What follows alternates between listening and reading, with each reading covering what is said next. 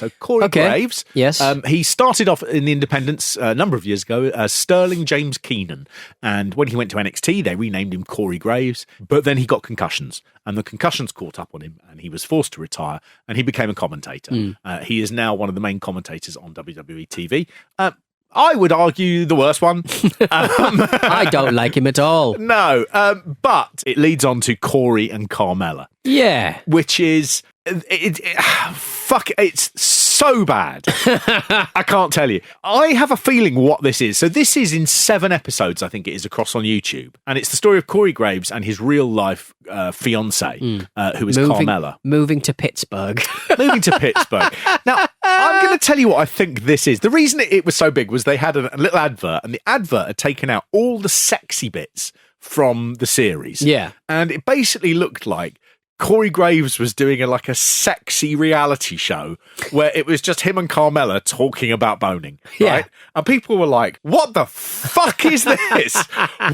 Who wants to hear about Corey Graves having sex? No one.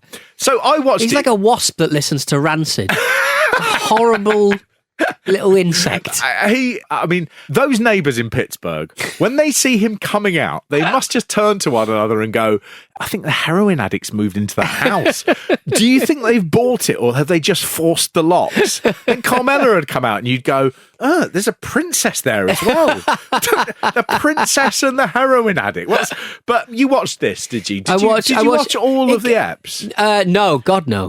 Why would I do that to myself? But it's like, it kind of reminds me, we watch a home makeover show called Buying and Selling. It's called The Property Brothers in America, I believe. And they're two really whistle-clean lads. One's a realtor, the other one's a builder. And they're twins. And it's all very shiny, and they fix up a house. And Americans are unbelievably obsessed with splashbacks or backsplashes. I forget which way it is. But they're obsessed with them. And that's the first thing anyone comments on when they go into the new house. And it's a little bit like that. It's a little bit selling Tampa. It's a little bit like a home makeover show / I'm going to buy a new house. But I don't think that's what it's supposed to be. So I looked it on YouTube, and it's got 7 episodes or something. Yeah. Funny amount of episodes in a series. When you're working out a show and you're doing it for network as well, you don't tend to go, well, we've got 7, we'll stop there. Yeah. You definitely do it over 8. Yeah, maybe 12. In America, 20. You know what I mean? Not 7. 7's a bit weird. So I was looking at this and I was like, why haven't WWE... first of all, it was like part 1. Yeah. And then there's like, they do this, they do that. And then it was part 4. I'm like, why haven't they labelled parts 2 and 3? Just, it's sloppy. It's weird. And then I suddenly worked it out. The odd timing stuff and everything. The whole thing is basically an hour that they've put together, and I think it was made to take to the networks to say, this is our proof of concept. Yes, okay. A brilliant, exciting new reality show. And you can tell this because there's no credits. There's no title credits or end credits. And that's something that would be done by the network because it's expensive. Yeah. So they were obviously like, this is going to be great. It's WWE superstars. We've had Ms. and Mr. and whatever it is, and your Bellas, and, we've sold a lot of these. This will be no problem. And clearly, people have gone back and just gone, nothing happens. and the man, the heroin addict man, is horrible. I don't like this at all. He described his life partner, as a human specimen. This human specimen. It's like, fuck you, The Corey best thing about it is it's Pittsburgh. He's got a thing about, I want to live in Pittsburgh. Yeah. He mentions kids. Yeah. And he mentions, he's getting divorced. He's got a big divorced energy about him. And they're in Pittsburgh. And in reality shows where they'll sort of show, if it's a reality show like Made in Chelsea, they show you Mayfair, and then they show you Big Ben. Yes. And then they show you, the outside of, I don't know, Mahiki, if that's still going. That sort of thing. In this one, they show you a downtown office block. Yeah. And then it's just Bridges. a suburban road with some cars driving down it. They go to these houses in Pittsburgh, and the first ones that they show, Corey Graves, one of his friends, is a realtor, and he's wearing a black turtleneck, and he's got a silver chain, and he looks like he just looks so untrustworthy from the clothes. He's taking them round, and these houses are weird and horrible. And they're like serviced apartments. And that's the thing about American House, I find, by watching this Buying and Selling show, weirdly. They've got so much space. Even in downtown serviced apartments, they've got a bit more space and a bit more to play with. And there's just no character to them. They're just so functional or form there. That's the only character. You think of all the other shows they've done, and everyone is in LA, or they're in massive complexes in Florida and everything. And I was like, have these two been really done over on their contract? They were just very unaspirational, like houses. Yeah. And I was like, but there's two people here working for the WWE on television and, pay-per-view, a premium event as it's called nowadays. They do all the house shows and everything. I'm like, where is the money? Yeah. Where is the money? She goes, I want a podcast studio for you, Corey. Yeah, I looked at that. The dream, a podcast studio. I mean, the very fact that when they get off the road, they're like, oh, we better record a podcast together and everything. It's like, Are you guys making like 10 grand a year for the WWE? I didn't get. I did have a look. You can get something very similar in Pittsburgh, which is 4 bedrooms, to the house that they had. It was under $500,000. And you'd think that you'd be able to get a mortgage for that? They're on television 3 times a week. Did Corey sign a prenup with his previous situation? My wife pointed out. She said, "Well, he's got 3 kids and a divorce. All of that is. There's a lot of money pouring out of that. Yeah. And as soon as you realise that, you go, oh, I see now why he looks so tired." That whole thing. That's why he's namasteing it all the time, because he just needs to have space in his noggin. Saying that to the bank manager who's ringing up and saying, that check has bounced in namaste. Namaste. They reminded me very much as a couple of the guy who plays Ed Bundy in Married with Children, when he's married to Sofia Vergara in Modern Family, where he's this sort of grumpy guy who's always sighing and looking annoyed, and she's fun and sort of like wants to have sex. They're exactly. There is some clunkingly bad stuff of Corey Graves' brother bringing in the packaging, and he drops one box and it's all sex toys, and they've sort of digitized it out, and they're like, oh no. And I really thought to myself, this is such a bad misstep for WWE, where you're very much like sort of here's Carmella's sex toy. It was just like, but that's a lot of WWE. What are we doing here? And like, I can imagine, against my better judgment, I can imagine Dusty Rhodes fucking, but I can't imagine Corey Graves fucking. No. I find how they show sexuality in WWE is frequently just so mechanical and so sexless. Yes, and they sort of people have been talking about it quite recently, because everyone in film, everyone in Marvel, everyone in all those films, they're incredibly attractive people, but no one's sexy. You know what I mean? Yeah. Everyone's so well turned out, and they look exactly how they should look, and they've got the right tattoos in the right places, and they've got the right pectoral muscles in the right places. But nobody's fucking, because it's sexless. Absolutely sexless is right. It lacks the sort of like the humour and the spark. Yeah. That sort of flirtatious excitement. It has that energy of a 13-year-old who snuck on Tinder and he's DMing a lass and he's saying, do you want me to eat your pussy? Like, it's just, do you want me to face fuck you? Like, going in too strong because they don't know what is good and what's bad. One of my favourite scenes is where Corey Graves is trying to shave. Shaving is not difficult, by the way. And he's trying to shave, and Carmella is sort of hanging around, and he's just like, will you let me just shave in peace? And she kind of goes, oh, I'd rather you were a panty dropper than a... And he just goes... really like, will you get away?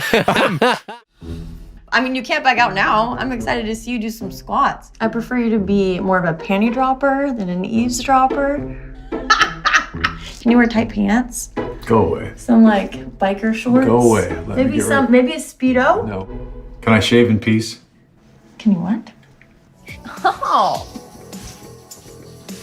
You're already in the shower, I see. I just love that he made this effort.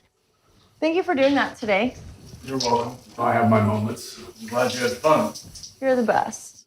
The best bit is where it's set up and he's in the shower and she goes, maybe I'll get in there. And she goes to the camera crew, you guys get out of here. And, she slips off her top as the door shuts. And then it does a hard cut to her on the bed, mussed up afterwards. And she just says the line, but it's time to change gears as Corey's kids arrive tomorrow. This is a perfect thing about just going, this seems wildly inappropriate. The whole thing is jarring and strange. Again, they put in false jeopardy, and there's a bit where they're moving house, they packed, and the glass on her custom-framed women's championship, and there's a crack across the glass. Right. And she's like, Corey, I told you had to pack this properly. And he's like, I just put it in a box. And she's like, oh, this was custom made. And I was like, okay, look, I get it's fucking custom made. It's just glass, right? Oh, fucking skin, though, by the way. fucking skin. The glass would cost a maximum of 30 quid. If you got it done outside Custom London, made. right? It was a flat glass. It wasn't like particularly.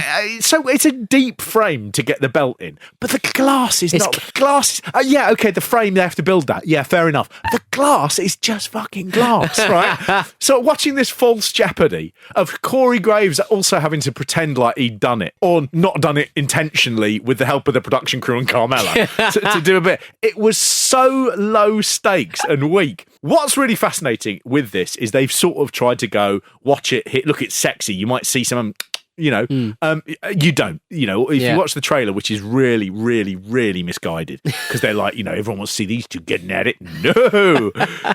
What you realise is what it is it's a failed attempt by WWE at a new reality show. Right, yeah. And that in itself, watching it and going, I can see why everyone has rejected this. That is fascinating. I would like to see more of their failures. But they've spiked loads of stuff before, haven't they? Like they've documentaries and stuff about it. Yeah, there's a Lex Luger one that they did. Those have been spiked, but those haven't been spiked because they were bad. They've just been spiked because I think they were a bit like, we've gone to Peacock now. But then stuff like this coming out where they've just gone, well, we've made it. We might as well put it out on YouTube and get a load of stuff. I mean, who's it for? Who is it for? It's also totally against the character of Carmella on television, which is the weirdest thing. It's not like it's showing the Bellas were good businesswomen and showing that they were smart and showing that they were, humans. This is just sort of going, Carmella off television, who, all the kids like and everything. Look at her great big invasive sex toy. And look at her husband, like when she says, why don't we get some hot action? And he just goes, oh God, leave me alone. Who is this serving? Oh my God. It was really weird. It was really weird. Watching them also having to half-heartedly make sort of innuendos to one another in the gym. And Corey Graves is not good at it. And it's just, there's a bit where she's pushing him on a sledge. One of those things that you really push along the floor, and he's sitting on it. And someone says, I bet you like the view, because, she's... But it's and he then just says, you should see what's going on between my legs. It's like, you witless fucking prick. We're going to try to push the wall. Don't get distracted, baby. And to put my beautiful girlfriend on one and then push it, made it about 12% better because I got to stare at her. I can't tell you what's going on between my legs. All right. I can see what's going on between your legs. Whoa. Almost. Is your job to be on television and talk constantly and be amusing? Yeah, because that is not good. But that bit was like it was a gym. It was outside room in a gym. Yeah, miserable. Yeah. Oh, it was a miserable life. It was all miserable. It was so unglamorous and unaspirational. And I did find myself thinking, I could give Carmella a better life, and I think I could also give Corey Graves a better life. If I said to them, just move in with me. Corey, you don't want to have sex, great. I don't want to have sex either. Yeah. That is fantastic. Carmella, I'm going to be bright and breezy and I won't sigh all the time. Come to us. And the other thing is, you don't have to do your podcast anymore. Yeah. You have to live in Pittsburgh either. No. Happy days. Although, it would be nice to get a woman on this show. There we are. Dreams can come true. It's an open offer. We're the worst. If Carmella would like to move halfway across the country to be a occasional guest appearance on WrestleMe's Patreon only feed, then that's something we can definitely do. But actually, no Corey Graves. I've rescinded that offer. Yeah. I don't want to see him. And I think there has been some feedback from the fans and people being like, whoa, like, why are they talking about that in the trailer? And why is it so, it's not so PG? Well, that's not us. This is who we are. And it's okay to talk about things like that. And I think sometimes there's like this stigma on talking about sexy things. And it's like, no. And I don't really care what people have to say. This is who we are. And if you don't like it, don't watch it.